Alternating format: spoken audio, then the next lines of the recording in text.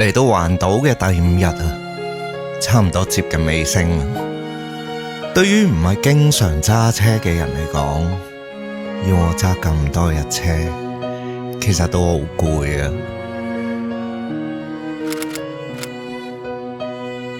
承接住尋日嘅行程，今日由花蓮出發去宜蘭啦。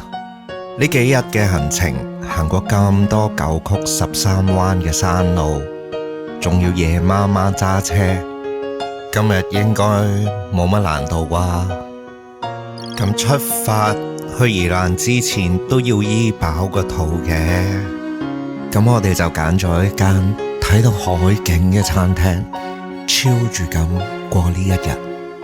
其實我哋喺冇訂位嘅情況下，咁快可以安排到個位，真係純屬好彩㗎咋。曾經有人講過，嘢食上嚟嘅時候就要即刻食，要有禮儀啊嘛！你啲嘢未到，喺度咁咪影下咯，同埋唔做美食啫 ，art 嚟噶嘛呢啲藝術品啊。係。咁講真，啲藝術品又真係唔係得個樣嘅，又真係幾好味嘅。所以如果大家有興趣，我諗最好都係 book 翻個靚位。離開咗間餐廳，就正式踏入沿岸之旅啊！至於呢個沿岸之旅，到底有咩玩，有咩睇，真係冇 research 過。我淨係喺個 Google Map 度打咗由花蓮去宜蘭點對點啫喎，中間經過啲乜，留翻啲神秘感俾自己唔好咩？但係如果你係唔需要呢啲神秘感呢，想知道條路點行呢，後半部分就啱你啦。因為作為一個第一次體驗蘇花公路嘅駕駛者，其實都有好多感受。轉咗個靚彎之後，就準備過呢個太魯閣大橋啊！過咗條橋，就正式進入蘇花公路啦。沿路有咩景點？經過幾多條隧道？我哋一齊慢慢數啦。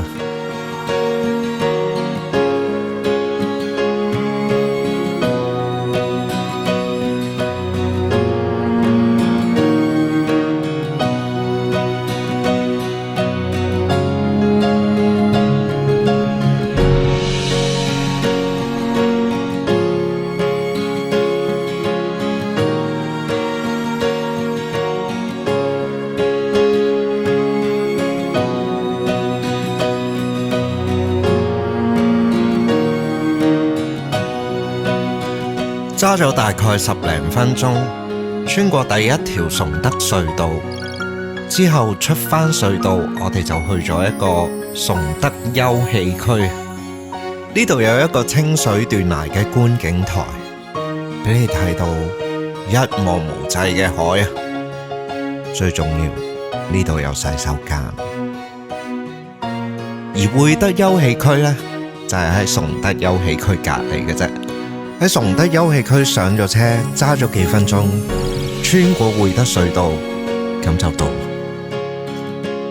除咗景點之外，沿路好大可能會遇到嘅就係塞車。但係如果喺塞車嘅時間遇着救護車，即使條山路有幾窄，大家都應該要配合下，留返條通道，因為呢條真係唯一一條通道嚟嘅咋。塞完車之後，就會經過一連串嘅隧道。沿路嘅隧道係好多嘅，而且係好密集添啊！有陣時揸1、2分鐘，又去到另外一條隧道噶啦。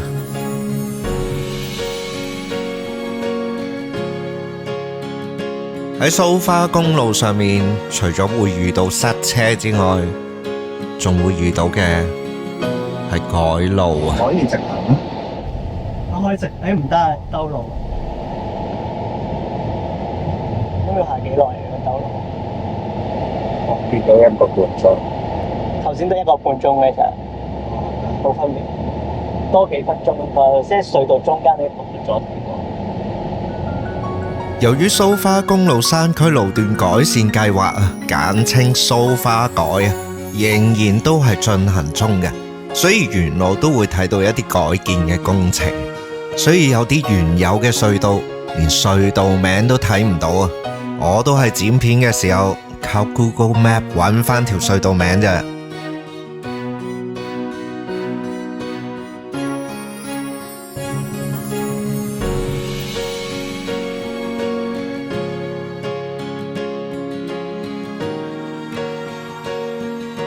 我諗成條蘇花改最值得講嘅應該係觀音隧道啊，因為原本觀音隧道已經係台灣第2長嘅隧道嚟嘅，7點幾公里，但係而家同谷豐隧道結合咗之後就更長，但係都未超越到台灣第1長嘅雪山隧道。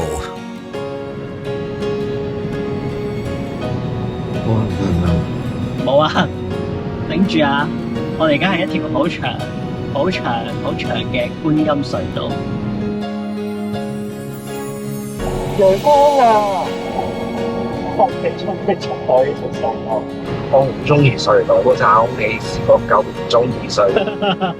我想知佢全長係幾多？幾長？幾多公里？12.614啊！你聽到我見到陽光嗰種興奮嘛？真係唔係誇張。雖然個車程只係10幾分鐘，但係嗰10幾分鐘不見天日嘅感覺真係好漫長咯。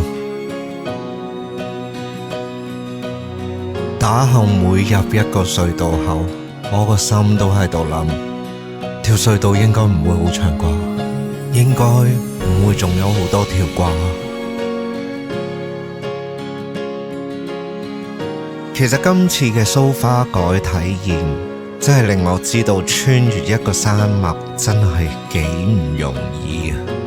而喺我剪呢條片嘅期間，亦都加深咗我對蘇花公路嘅認識啊，同埋親身體會到需要往返台北同埋花蓮係有幾辛苦。